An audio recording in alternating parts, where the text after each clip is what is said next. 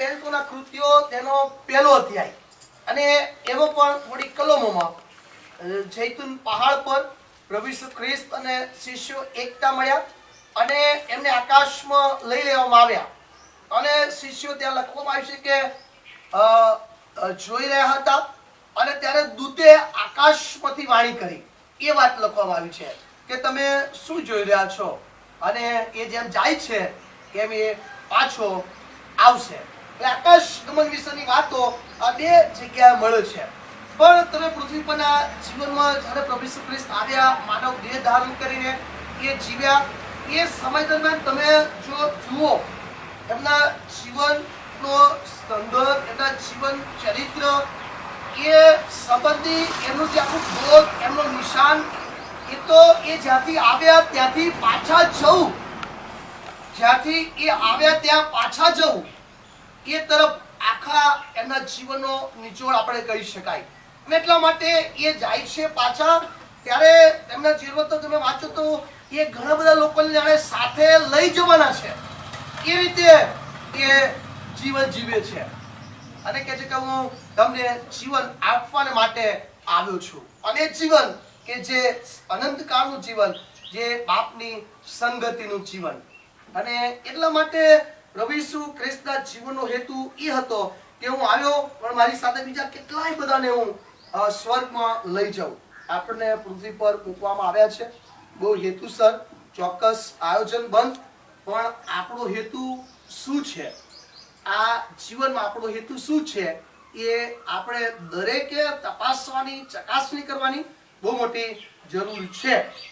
તમે જુઓ તો જ્યારે પ્રભુ ઈસુ ખ્રિસ્તને પકડી લેવામાં આવ્યા એ સમય ગેથસેમાની વાડીથી લઈને વધસ્તંભ પર ઈસુ ખ્રિસ્તને મારી નાખવામાં આવ્યા તે સમય દરમિયાન કેટલા બધા લોકો એને મૂકીને જતા રહ્યા. શિષ્યો પણ કહે છે કે એને મૂકીને જતા રહ્યા. વધસ્તંભ પર પ્રભુ ઈસુ ખ્રિસ્ત મરી ગયા, પછીનું દફન વિધિ થઈ, ત્યાર પછીથી પુનરુત્થાન પામ્યા. ત્યાં સુધી તમે જુઓ જે દર્શન પ્રભુ ઈસુ ખ્રિસ્તે એમને આપ્યા પુનરુત્થાન પછી, સજીવન થયા ત્યાર પછી, તો એ સમય દરમિયાન પણ તમે શિષ્યોનું જીવન જુઓ તો કહે છે કે એ લોકો એ સમય દરમિયાન હવે અમારી પાસે કોણ? અત્યાર સુધી તો ઈસુ ખ્રિસ્ત અમારી સાથે હતા, ટોળામાં અમારી આગળ ચાલતા હતા, અમારી સાથે હતા, વાતચીત કરતા હતા, ખાવાનો બંદોબસ્ત કરતા હતા અને ઘણું બધું કહી શકાય પ્રભુ ઈસુ ખ્રિસ્ત વિશે. એ બધું અમારી માટે હતું. પણ હવે કોણ? એટલા માટે પિતર ને બીજા કહે છે કે માછલા મારવા જતા રહ્યા અને એ લોકો પાછા ફરીથી એમના જીવનમાં એ જતા રહ્યા. પણ હવે તમે જુઓ કે પ્રભુ ઈસુ ખ્રિસ્ત જ્યારે પુનરુત્થાન પામ્યા અને એ શિષ્યોને દર્શન આપ્યું ત્યાર પછી કહે છે કે એ લોકો એમની સાથે રહ્યા. અને અહીંયા આપણે વાંચીએ છીએ કે એ બધા જ શિષ્યો જૈતુન પહાડ પર હતા જ્યારે પ્રભુ ઈસુ ખ્રિસ્તનું આકાશગમન થયું, એમને સ્વર્ગમાં પાછા લઈ લેવામાં આવ્યા તે સમય બધા જ હતા. અને ત્યાર પછી જે અહીંયા લખવામાં આવ્યું છે અગત્યની કલમ તમે જુઓ, અને ત્યાં 52 અને 53મી કલમ, તેનું ભજન કરીને તેઓ બહુ આનંદ કરતા યરુશલેમમાં પાછા વળ્યા અને તેઓ નિત્ય મંદિરમાં દેવની સ્તુતિ કરતા હતા. અને તેઓ નિત્ય મંદિરમાં દેવની સ્તુતિ કરતા હતા. અને પ્રેરિતોના કૃત્યોમાં પણ તમે વાંચો, ત્યાં પ્રભુ ઈસુ ખ્રિસ્તે એમને જે વચન કીધું કે તમે ત્યાં લખ્યું છે, તમે જો ત્યાં લખ્યું છે પ્રેરિતોના કૃત્યો અને પહેલો અધ્યાય અને 8મી કલમ, પણ પવિત્ર આત્મા તમારા પર આવશે ત્યારે તમે સામર્થ્ય પામશો અને યરુશલેમમાં, આખા યહૂદિયામાં, સમરૂનમાં તથા પૃથ્વીના છેડા સુધી તમે મારા સાક્ષી થશો. અને આ જે વચન ઈસુ ખ્રિસ્તે શિષ્યોને આપ્યું એને લઈને હવે એ લોકો ક્યાંય પાછા વળ્યા નહીં. એમને પોતાના જીવનમાં, પોતાના ધંધા રોજગારમાં એ લોકો પાછા ગયા નહીં, પણ હવે એ લોકો યરુશલેમમાં પ્રાર્થનાની સંગતમાં એ લોકો લાગુ રહ્યા. અને આ એક બહુ મોટો ફેરફાર, તફાવત, બદલાણ, નવીનતા એ શિષ્યોના જીવનમાં અહીંયાથી આપણે જોઈ શકીએ છીએ. અને તો પુનરુત્થાનનું સામર્થ્ય એ આપણે જોઈએ છીએ. આજે હવે જે આકાશગમન, સ્વર્ગારોહણ એટલે પ્રભુ ઈસુ ખ્રિસ્તનું આકાશમાં ચડી જવું, હવે શું નહીં, પણ એનાથી આપણ દરેકને બહુ મોટા ફાયદાઓ છે. આપણ દરેકને આકાશ ગમનથી પ્રભુ ઈસુનું સ્વર્ગ પર જવાથી બહુ મોટી લાભ આપણને છે. તમે જુઓ યોહાનની સુવાર્તા કેટલાક વચનો હું કરાવું એ કાઢતા રહેજો. યોહાનની સુવાર્તાને 14 અધ્યાય ને 27મી કલમ. ત્યાં જે બાબત પ્રભુ ઈસુ ખ્રિસ્તે શિષ્યોની સાથે વાતચીત કરતા કહી, આ નંબર 106 યોહાન 14 અને 27. હું તમને શાંતિ આપીને જાઉં છું, મારી શાંતિ હું તમને આપું છું. જેમ જગત આપે છે તેમ હું તમને આપતો નથી. તમારા હૃદયને વ્યાકુળ થવા ન દો અને બીવા પણ ન દો. હું જાઉં છું ને તમારી પાસે પાછો આવું છું. આ જે વચન છે એ કહે છે કે હું જાઉં છું, અને પણ હું જાઉં છું એટલે હું તમને મારી શાંતિ આપીને જાઉં છું. પ્રભુ ઈસુ ખ્રિસ્તનું આકાશગમન થવું, સ્વર્ગારોહણ થવું, એનાથી આપણને શાંતિ મળે છે. એનાથી આપણને શાંતિ મળે છે. પ્રભુ કહે છે કે હું મારી શાંતિ આપીને જાઉં છું. એ શાંતિ જગત આપે છે નહીં, હું મારી શાંતિ તમને આપીને જાઉં છું. પ્રભુ ઈસુ ખ્રિસ્તના જવાથી આપણને શાંતિ મળે છે. આપણને શાંતિ મળે છે. એ બાબત પ્રભુ ઈસુ પોતે બતાવે છે. એટલે કહે છે કે તમારા હૃદયને વ્યાકુળ થવા ન દો અને બીવા પણ ન દો. તમારા હૃદયને વ્યાકુળ થવા ન દો અને બીવા પણ દો. આ જગતમાં આપણ દરેકને પ્રશ્નો, મૂંઝવણો, સંકટ, મુશ્કેલી, એક યા બીજા દુઃખમય બાબતો, અપમાનની બાબતો, આ બધું છે. પણ ઈશ્વર ઈસુ ખ્રિસ્ત પોતે કહે છે કે મારું જવું એ તમને લાભકારક છે. એ નીચેના અધ્યાયમાં કલમો વાંચી કે મારું જવું એ તમને લાભકારક છે અને હું તમને મારી શાંતિ આપીને જાઉં છું. અને આ બધા જ બાબતોનો અશાંતિનો ઈલાજ પ્રભુ ઈસુ છે, જે આપણને કહે છે કે હું મારી શાંતિ એ તમને આપીને જાઉં છું. એ શાંતિ માનસિક શાંતિ અને આત્મિક શાંતિ પણ છે. પ્રભુ આપણને શાંત કરે છે દરેક બાબતોથી. આ જગતની હળમારીઓથી પ્રભુ આપણને શાંતિ આપે છે. બીજી બાબત તો જો પ્રભુ ઈસુ ખ્રિસ્તનું એ જવું એ આપણા માટે લાભકારક છે. ત્યાર પછી પ્રભુ ઈસુ ગયા એ પછી એઓ સાર્વત્રિક બન્યા. એ સાર્વત્રિક બન્યા. પ્રભુ ઈસુ ખ્રિસ્ત સાર્વત્રિક બન્યા. પ્રભુ ઈસુ ખ્રિસ્ત માનવ દેહમાં હતા ત્યાં સુધી જે જગ્યાએ એ ઉપસ્થિત હતા, એ જતા ત્યાં એમની હાજરી હતી માણસ તરીકે. પણ હવે એ માણસ નથી, એ દેવ છે અને એ પાછા સ્વર્ગમાં છે. હવે ગયા છે પણ એમની હાજરી હવે સર્વત્ર છે, સાર્વત્રિક છે.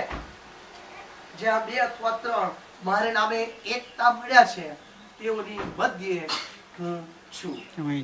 જ્યાં 2 અથવા 3 મારે નામે એકતા મળ્યા છે તેઓની મધ્યે હું છું. Hallelujah, hallelujah, hallelujah, hallelujah. પ્રભુ આજે આપણી મધ્યે છે. પ્રભુની સ્તુતિ થાવ. હાલેલુયા.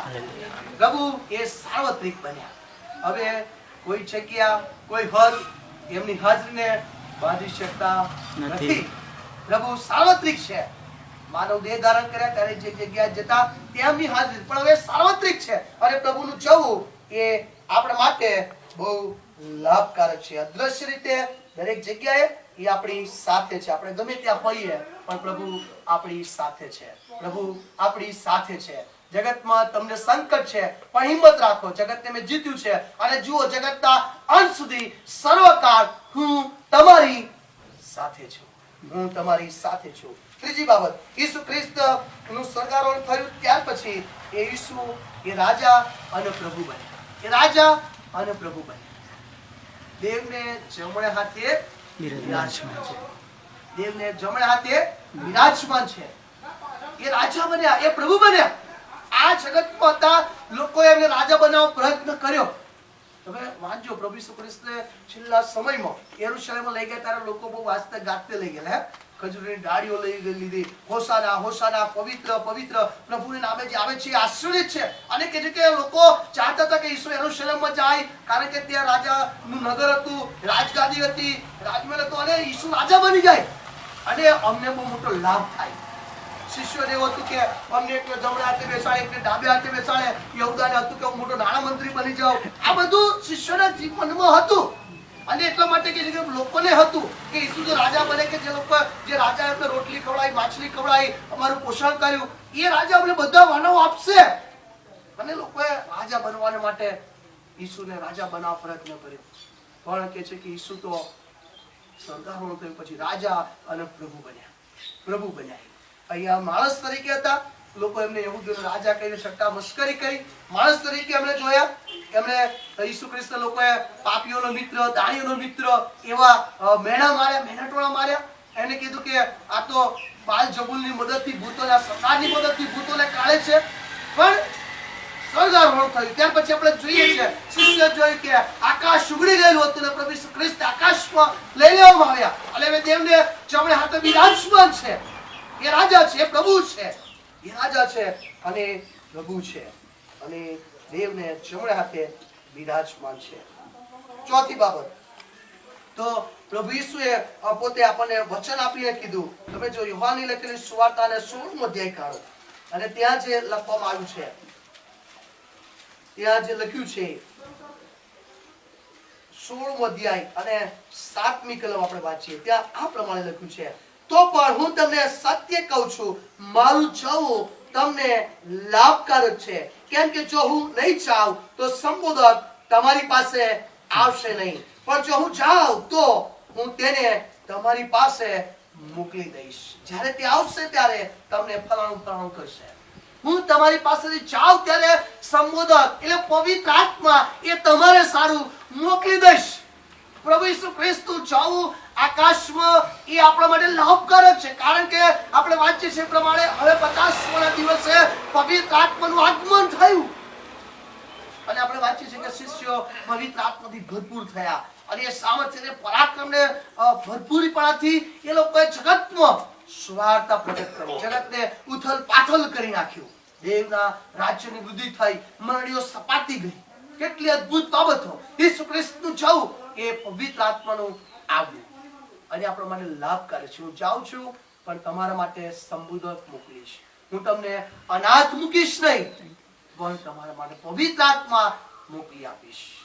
પવિત્ર આત્માનું આવવું, પ્રભુ ઈસુ ખ્રિસ્તનું જવું અને પવિત્ર આત્માનું આવવું એ બહુ જ મોટો આશીર્વાદ એ આપણા માટે છે. ત્યાં લખ્યું છે કે આવશે ત્યારે 8મી કલમ, જ્યારે તે આવશે ત્યારે પાપ વિશે, ન્યાયપણા વિશે, ન્યાય ચૂકવવા વિશે જગતને ખાતરી કરી આપશે. પાપ વિશે કેમ કે તેઓ મારા પર વિશ્વાસ કરતા નથી. પવિત્ર આત્મા આવે છે ત્યારે કે જે માણસ ઈસુ પર વિશ્વાસ કરે છે, પવિત્ર આત્મા આવે છે, એનું સામર્થ્ય પ્રગટ થાય છે, ત્યારે ચમત્કારો થાય છે અને આશીર્વાદ લોકોને મળે છે. કેટલી અદ્ભુત બાબત. પ્રભુ ઈસુ ખ્રિસ્તના જવાથી આ આપણને મળી, અને આપણા માટે લાભ કરતા છે. 5મી બાબત, સુવાર્તા પ્રચારની કાર્યવાહીમાં આગે કુછ, સેવામાં આગે કુછ. પ્રભુ ઈસુ ખ્રિસ્તનું જવું અને પવિત્ર આત્માનું આવવું, ત્યાર પછી તમે જુઓ મંડળીઓની વૃદ્ધિ તમે જુઓ. પહેલના કૃત્ય આપણે વાંચીએ છીએ કે ત્યાં પ્રાર્થનાને માટે એ લોકો એકઠા મળ્યા હતા. એ મેળી પર પવિત્ર આત્માની છૂટી અગ્નિની પરથી જીવ એમના પર અને લોકો આત્માએ જેમ એમને બોલવાની શક્તિ આપી પ્રમાણે અન્ય ભાષાઓ એ લોકો બોલતા હતા. અને ત્યાર પછી સતાવણી થઈ અને દરેક જગ્યાએ શિષ્યો વિખેરાઈ ગયા. પિતરે બોધ કર્યો, 3000 માણસો તારણ પામ્યા, 7000 માણસો તારણ પામ્યા અને મંડળી વૃદ્ધિ પામતી ગઈ, સેવાઓ વિસ્તૃત બનતી ગઈ, સેવાઓ વધતી ગઈ, લોકો ઉમેરા થયા. તો ઈસુના સમયમાં હતું, પણ એથી વિશેષ આ જમાનામાં આપણે જોઈ રહ્યા છે પવિત્ર આત્માના કાર્યો.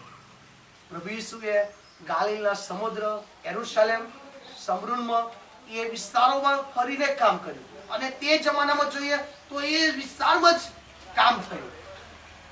પણ પવિત્ર આત્મા આવ્યા પછી આખા વિશ્વમાં પ્રભુ ઈસુએ કીધું એ પ્રમાણે પૃથ્વીના છેડા સુધી તમે મારા સાક્ષી થશો.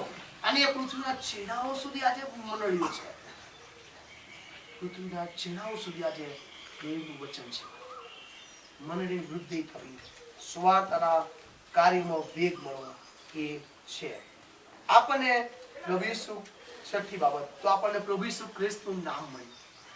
પહેલા આપણે પરમેશ્વર પિતાના નામે પ્રાર્થના કરતા, પણ હવે આપણે પ્રાર્થના કરીએ છીએ, આપણે માગીએ છીએ. કોના નામે માગીએ છીએ? પ્રભુ ઈસુ ખ્રિસ્ત નામે માગીએ છીએ. પ્રભુ ઈસુ ખ્રિસ્ત નામે માગીએ છીએ. પ્રભુ ઈસુ ખ્રિસ્ત દ્વારા આપણને દત્તક પુત્ર પાળવાનો અધિકાર મળ્યો છે કે જેથી આપણે આવા બાપ કહીને હાથ મારીએ. અને પ્રભુ ઈસુએ પોતે કહ્યું કે તમે મારા નામે જે કંઈ માંગશો એ તમને મળશે. શું થશે? Hallelujah, hallelujah. પ્રભુ ઈસુ ખ્રિસ્તનું નામ આપણને મળ્યું, એ નામથી આપણે પ્રાર્થના કરીએ છીએ. અને વાલાઓ, આપણી પ્રાર્થનાના અંતમાં એના નામમાં જ આપણે માંગીએ છીએ. કબૂલાત આવી જોઈએ. ઘણા બધા લોકો પ્રાર્થના કરે છે પછી આ નથી બોલતા ને પ્રભુ ઈસુ ખ્રિસ્તનું નામ માંગીએ છીએ, પ્રભુ ઈસુનું નામ માંગીએ છીએ, આ કેટલા છોડી દે છે. પણ આપણે પ્રભુ ઈસુ ખ્રિસ્તને માંગીએ છીએ કારણ કે પ્રભુ ઈસુ ખ્રિસ્ત દ્વારા આપણે દેવ બાપના બાળકો છે. આપણને દત્તક પુત્ર પાળવાનો અધિકાર આપવામાં આવ્યો છે. આપણે પ્રભુ ઈસુ ખ્રિસ્ત દ્વારા એ વધસ્તંભ દ્વારા આપણે એના બાળકો છે. એટલે પ્રભુ ઈસુ ખ્રિસ્ત આપણો મધ્યસ્થ છે. અને આપણે જ્યારે પ્રાર્થના કરીએ છીએ ત્યારે હંમેશા અંતમાં પ્રભુ ઈસુ ખ્રિસ્તને માંગીએ છીએ, પ્રભુ ઈસુનું નામ માંગીએ છીએ. એ હંમેશા ધ્યાનમાં યાદવું છે. આપણને પ્રભુ ઈસુ ખ્રિસ્તનું નામ મળ્યું છે અને એના નામે આપણે પ્રાર્થના કરીએ, એના નામે માંગીએ, એના નામે આપણે વિનંતી કરીએ, આપણી મધ્યસ્થીઓ આપણે ચાલુ રાખીએ. કઈ ગીતો આપણે ગાઈએ છીએ? ગીત 202, ઈસુ નામ સંગ લેતા જજો હે સૌ દુઃખી ને લાચાર, તેથી આનંદ ને દિલાસો તમને મળશે રે પાર. ઈસુનું નામ આપણને મળ્યું અને એમાં બધી જ બાબતો છે અને આપણે એ નામ લઈએ, આશ્રિત થઈએ.